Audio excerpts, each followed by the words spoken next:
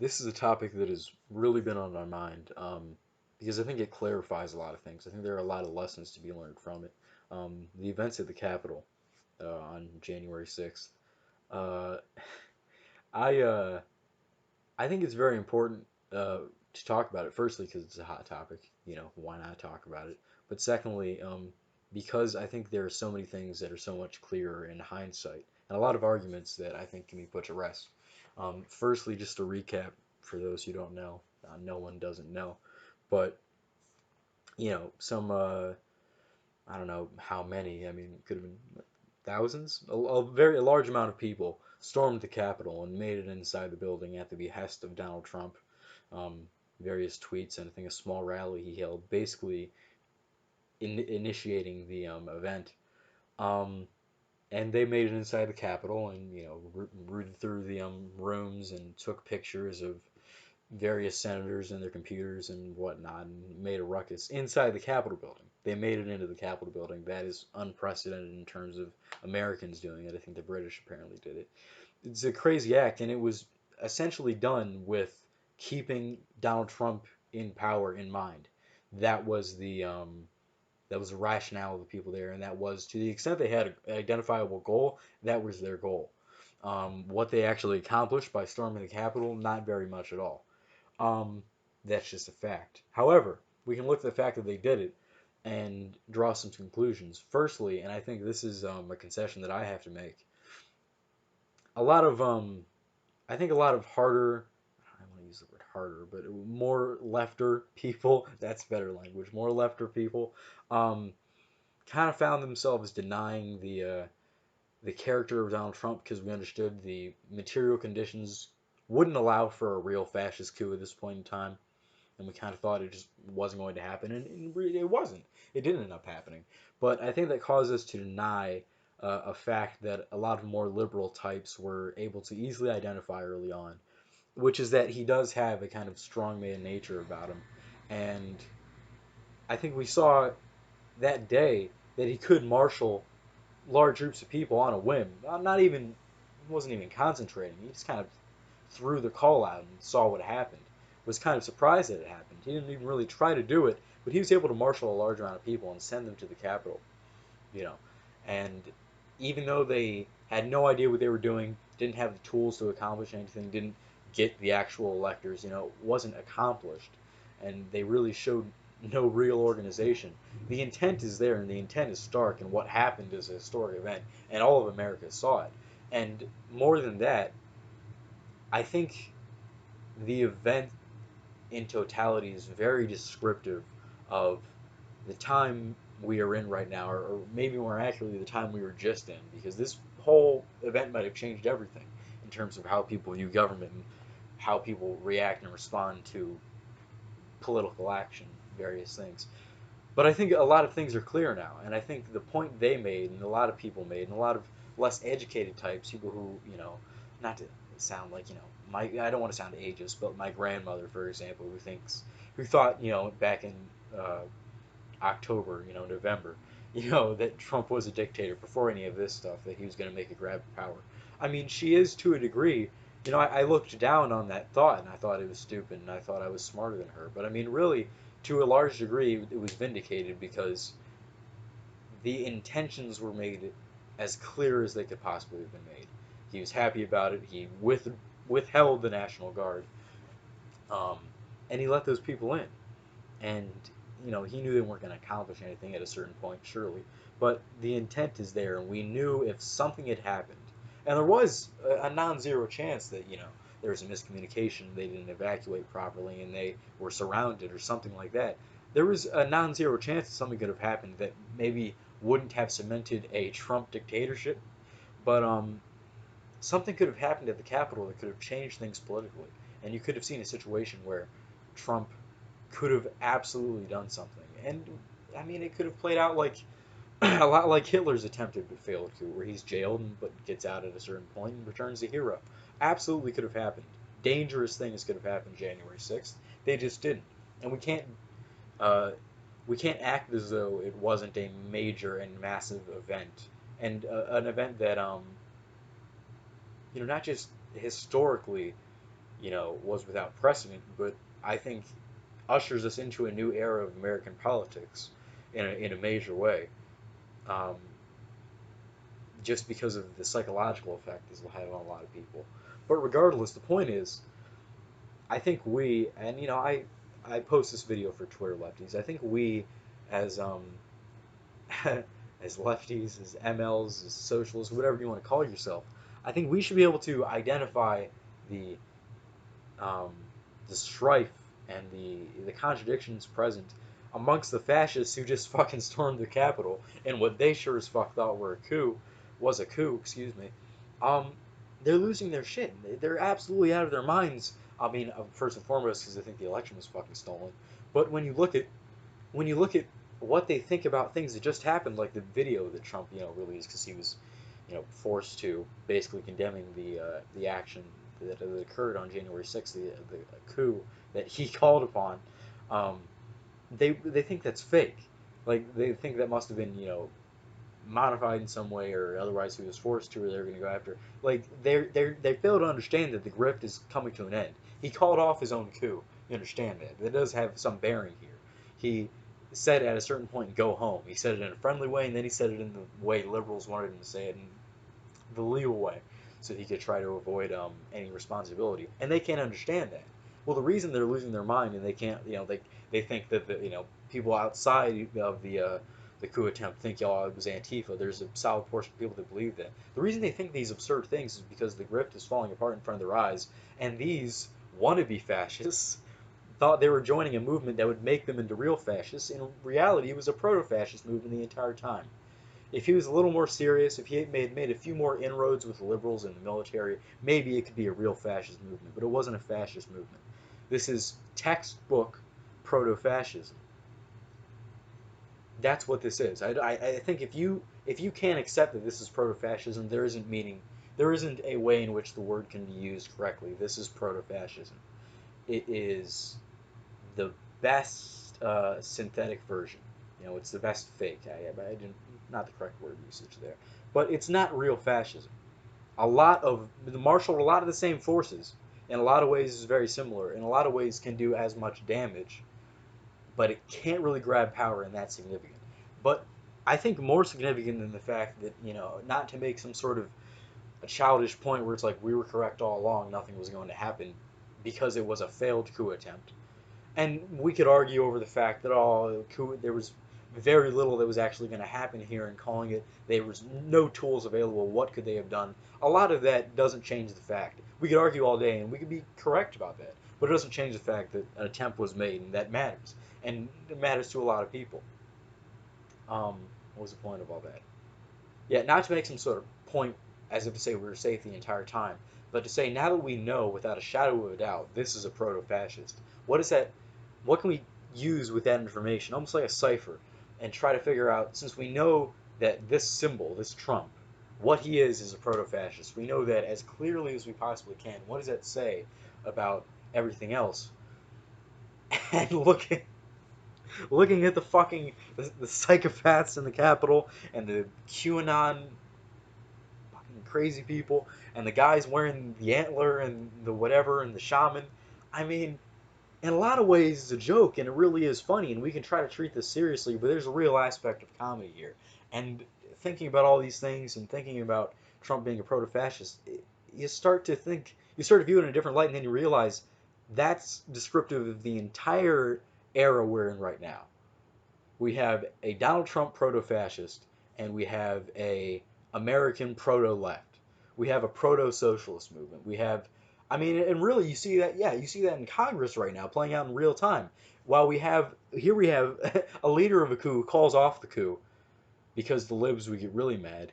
Doesn't sound like a fascist. It's a fake fascist. It's exactly what that is. And meanwhile, I mean, it at the very least, I wouldn't call it historical coincidence that at the same time we have the fraud squad trending, because I mean we're dealing with our own contradictions, and it is a contradiction. I haven't done as much research as some people into this, but I understand that the socialist left is, if that's what we're calling, I hope it is what we're calling ourselves, the socialist left with these social democrat candidates. Um, but it has a history of not even in any way, shape, or form outside of the aspects which theoretically the party should be fine with them trying to take power, which is through the primary process.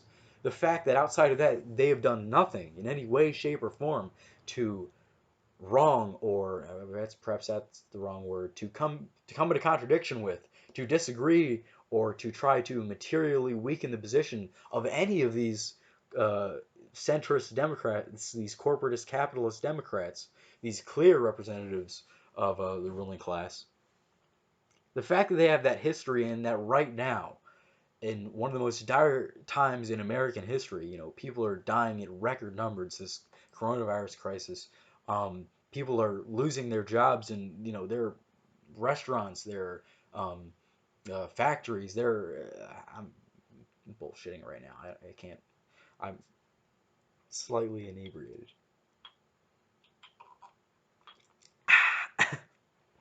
But the point is, there are a lot of places that are. It was horrible timing. We're at a very dire time. People are dying left and fucking right from coronavirus. There's an economic depression. People can't pay the rent. People can't pay for their mortgages. A lot of the structure of this entire economy is on very unsteady ground right now. And at a time like that, wow, totally lost my train of thought. What was the point of all that? At a time like that, for the squad, for AOC and Ilhan Omar and Rashida Tlaib, she's in there, right? And the new candidates, I forget their name, Cori Bush and I forget his name. But regardless, this entire what is it, like 12 people, 10, more than 10 people, a lot of people at this point in time, this important segment in the Senate and in the House um, was not able to achieve anything. And I think, especially when it comes to forcing a vote for an extremely popular program that has at various times has had a majority Republican support, failing to force a vote on that and to threaten to not vote for Nancy Pelosi, which think about how cataclysmic that would be if Nancy Pelosi didn't get the speakership. She's already a Republican right now. I mean, whoever at a time right now, are we going to be? Can we can't avoid the damage of a Republican speaker? I don't think it really matters at this point. So to leverage a vote on Medicare for all at a time when no one would disagree with that, and to refuse to do that, and to furthermore refuse to challenge Nancy Pelosi after, especially, I mean, from a moral standpoint, after she basically admitted that she refused a great stimulus deal so that Biden would get elected, and then now we're dealing with a horrible one, most likely. Basically saying I sold out the American people so that Biden would become president. Almost outright. Virtually, it's an inescapable conclusion. And you can't morally distance yourself from that person for what reason? Listen, they're being co-opted. And even if as saying this I end up wrong, even if saying this in the future I do look foolish and they do end up accomplishing some things, I don't write that off. I think that's very possible. But the people saying fraud squad are not saying that for no reason. I think it's very interesting. There are that there is a portion, a growing portion, an understandable portion, I think a portion that I agree with, that understands that they are not pushing these people as hard as they need to be pushed, and they're doing that. They're being co-opted. They're not solely representative of ourselves, and there's a reason why people are calling them the fraud squad, and it's because they haven't done their job properly one way or another. Even if this is somehow the wrong idea, the force the vote, and then don't vote for Nancy Pelosi if she doesn't, whatever. Even if that is wrong, the repeated behavior of this social democratic unit in the Senate, in the House, I think you can make the argument that it's done positive things for the working class movement, for this um, what I hope to be eventually a socialist movement outright. Um, but I don't think they've accomplished their behavior over the past. It's not you can't defend it. There is something to this fraud squad thing, and I think that is the point to be taken away at that whole discussion over that and that digression into left politics, I think it's descriptive of both those events, and I don't think it's for no reason. I think the fact that you had a coup leader who called off the coup, and these socialists in Congress that everybody's calling frauds now, I think that it's not coincidence. I think it factors into an era where everything is underdeveloped. We don't have a fascist dictator. We have a fake fascist dictator who does the job pretty well, but ultimately doesn't want to risk prison, and he's going to try to pardon himself and everybody. And we also don't have a real left. We have a proto-left. We have Twitter lefties who snipe at each other and make videos about how much they hate each other, and I'm from a certain tendency. I think a certain way. And I think I'm not one of these left unity guys. I think in a lot of ways we don't need left unity. I think left unity is a bad thing in a lot of ways. That being said, we don't even, there's not even an aura of solidarity in a lot of cases. It's so fractionalized. We are such a subgroup. And, a lot of people saying that, we're a subculture, not a counterculture, sometimes they take that very good point to mean we have to disrespect certain people or um, I abandon some of our ideals. We don't, but we need to adapt to a different form. I think stylistically, or at least have a difference between the words we use amongst ourselves, identifying that we are a group of people and we intend to have a shared language, but we have to have a different one for I think the public. But outside of that, I mean, cold take. More than that, we just need to fucking start talking to each other in ways that's not just sniping on fucking Twitter and not talking on Twitter. I'm not talking about a better Twitter environment. You can have a shittier Twitter environment for all I care. We just need to get into the habit of talking to each other. I don't really. Where are these left communities? There should be regular events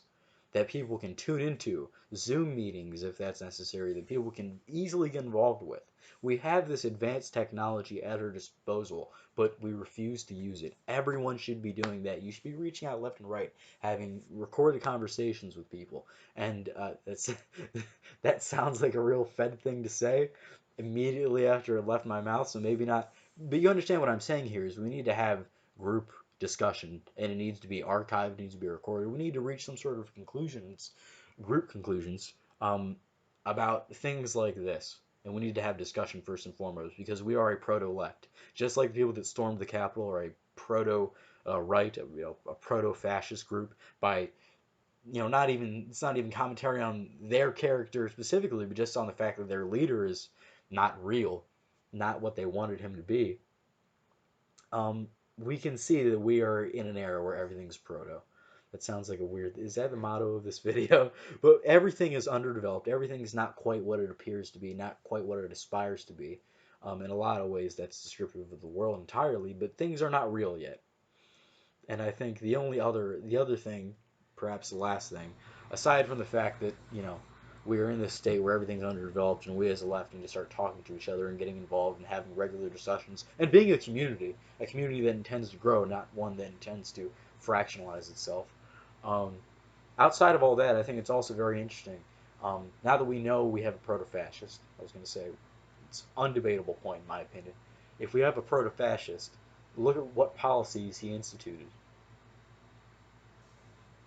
Basically, just Republican policy. And that's not necessarily a hot take, but you go back to Obama and you go back to Obama and I forget what it was, the 2015 NDAA National Defense Authorization Act. Yeah, I think. But it might not. It was one of those. Regardless, he passed a very disturbing. There was some legislation. I don't even know that it was his point, but the point was legislation got passed, basically where if they called you a terrorist, they could take you anywhere. Basically, destroyed habeas corpus and eliminated that in American law. I think. We haven't seen it really play out in action, but it was disturbing stuff. And in light of these capital events, you have Joe Biden talking about passing legislation um, regarding domestic terrorism, which will almost certainly fall more on the left than the right. And that's interesting, is that you had like I said, undebatable proto-fascist center office, and he basically just passed Republican policy. And on in the days following this proto-fascist failed coup, you have Joe Biden passing fascist legislation, what is going to be used to empower the state and the leaders that follow to crack down on opposition. And that isn't necessarily fascist. Fascist, I think, has a much different definition, and I'll do a video on that. I have a quarter of an essay written, and it's shitty, but there's some interesting things there. But I mean, it's certainly, I mean, it's an authoritarian thing he's going to be passing. It's going to affect the left more than the right. I mean, you have Joe Biden doing that. It's almost as if fascism is going to advance either way, and I think that's the point. I think a lot of people, and I guess tease this future video I'm doing on fascism, I think a lot of people think fascism is right-wing ideology, and I think they're right. That's obviously a huge thing, but there are different types of fascism. I think fascism is can be better described as a definite form the state takes on. And while oftentimes it takes the form, um, when it takes the form of mass movements and leaders, which it's often expressed as, um, people call stuff fascist, which is really just right wing. And that's a point a lot of people make, which is that a lot of the stuff that is called fascist is just right wing, and even the fascists. That's not to what's the word That's not to I can't speak properly. Let me amend that statement. I just can't get the words out. That's not to make it seem as if it's not that bad. It's as bad as it is. It's just that something that is fascist. I mean, there is no real difference between the rhetoric of um, a Donald Trump. I don't want to use Donald Trump because that's not a good example. Of say, Ted Cruz or many Republican politicians and the stuff they believe and will proclaim to believe, and someone like a Hitler. There are some major differences there, but a lot of it's just Republican or not Republican. A lot of it's just right as shit. I'm getting off track here, and I should stop the video while I'm ahead. But I guess the point here is that that I think a lot of people misdefine fascism. I think we should get to defining it correctly and understand that there is also a thing as social fascism, and that I think we are seeing that with Joe Biden releasing this legislation, and we know the effect that it's going to have, and the fact that when this proto-fascist was in office, it didn't materially cause that much of a change in terms of policy. It caused the social change. There are a lot of things that were done in public the public view that would affect how they view things, how they think about things. But in terms of policy, nothing changed. I think that's very descriptive. I think if you want to look at fascism, you could look at the American state today. Um, and I think that's developing one way or another, with or without this orange fucking maniac and his lunatic followers. And I think ultimately, I mean, that's I'm getting into a different field here. I think this is the point of what I wanted to talk about. And this is a long ass video, so watch it at your own risk. But to recap, yeah, everything's underdeveloped, including the left, and this is an underdeveloped right-wing movement and a left-wing movement. So we're at very least in parity. But a lot of things are underdeveloped when it comes to um, social forces that are you could call populist in a sort of broad way, and a lot of things are hyper-developed in terms of what the government is ready to deal with. They understand that their own population is about to be the enemy, and fascism is winning with or without Donald Trump. And so while he may be a Hitlerian figure, and I don't want to use that word, a dictatorial figure, and a lot of what people said about his character proved correct, um, a lot of what he did in office was the same as what would have been happening otherwise. And I think that's very important. It's very descriptive of the times we're living in right now. And more importantly, I mean, the time is now. I mean, if I'm sending this out to Twitter, which is what I assume I'm doing, um, it's on us. I mean, we have to do something. We have to just start talking at the very least. We have to stop fucking Twitter sniping. And you can look at my Twitter account and know me pretty. You can make some guesses about what I think about some things, but people call me a fucking tanky. I should stop it. I'm going too far. I'm inebriated. I should quit it. Just you know. If we can disagree, that's fine, but can we at least talk about it first? And I don't think Twitter is talking about it. Twitter is not talking about it. Twitter is you fucking putting dumb quotes on your fucking timeline and expecting to get fucking credit for it as if you're some theorist. It's bullshit. It's largely bullshit. We should at least talk to each other in Zoom format, for fuck's sake, or however you want to do it. Discord, we need to make that a regular thing, and that should be most of what I see when I scroll through Twitter is some event and more I can do with it. If we want to rise above this proto-left shit, this proto-socialist movement shit, we have to start talking to each other, and we have to not be a subculture. Perhaps that's the most important takeaway. Kind of a digression from the main topic, though. Thanks for watching.